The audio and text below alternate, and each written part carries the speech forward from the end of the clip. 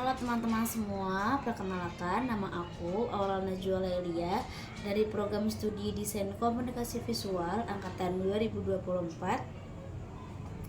Pada video kali ini aku akan membahas tentang proyek cetak sawah di Papua Selatan dengan dua perspektif yang berbeda, dari narasi kecil dan narasi besar. Video ini merupakan video tugas akhir dari mata kuliah tinjauan visual. Teman-teman, mari kita simak videonya. Ini videonya. Oke teman-teman, ini adalah video penjelasan tentang narasi besar dan narasi kecil yang saya sampaikan sebelumnya.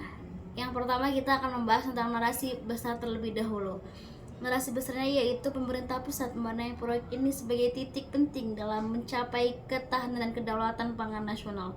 Pemerintah pusat memposisikan Papua Selatan terutama Merauke sebagai lumbung pangan yang baru akan mengurangi ketergantungan Indonesia pada impor pangan.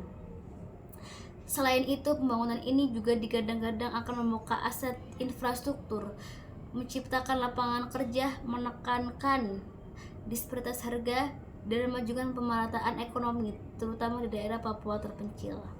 Lebih luas lagi, proyek ini juga dianggap sebagai bagian dari cita strategi, yakni visi nasional yang akan mengintegrasikan ketahanan pangan, energi, dan air secara menyeluruh.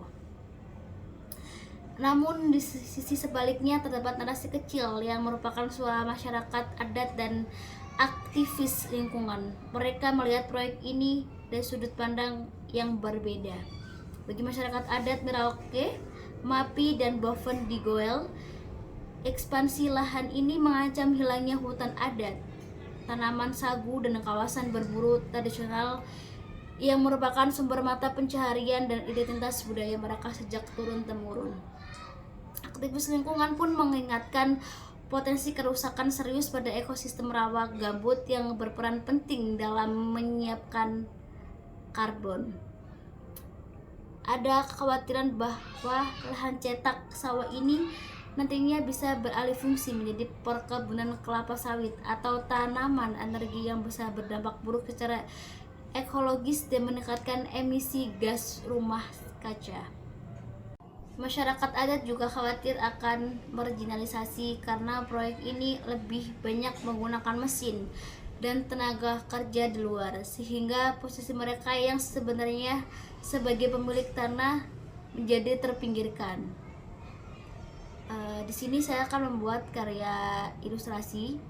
Ini karya ilustrasinya dan saya akan menjelaskan tentang apa yang saya buat. Ilustrasi saya ini menyampaikan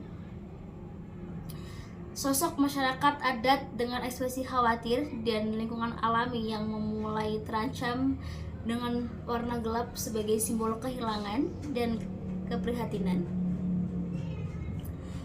Di tengah ini, ilustrasi saya hadirkan garis pembatas atau retakan yang menegaskan benturan antara narasi besar dan narasi kecil.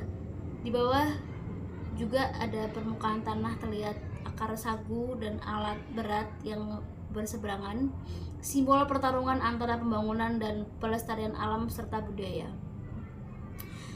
Narasi kecil ini bukan sekedar kritik, tetapi juga suara perlawanan refleksi atas dampak sosial dan lingkungan yang tidak bisa diabaikan dalam pembangunan besar.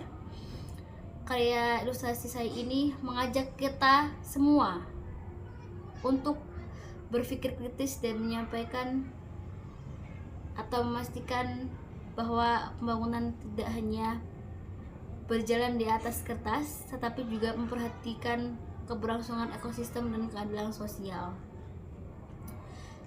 Demikian penjelasan saya tentang proyek cetak sawah di Papua Selatan dari dua sudut pandang yang berbeda, dari narasi besar dan narasi kecil, masyarakat adat serta lingkungan. Semoga ilustrasi dan narasi ini bisa memberikan sudut pandang baru dalam melihat pembangunan besar yang berdampak langsung pada kehidupan lokal. Terima kasih sudah menyimak video penjelasan ini. Mari kita terus belajar dan berkontribusi dalam menciptakan pembangunan dan berkelanjutan ini. Sekian dari saya. Apakah kalian ada tambahan Bluetooth di kolom komentar di bawah ini. Oke, bye bye semuanya. Terima kasih. Wassalamualaikum warahmatullahi wabarakatuh.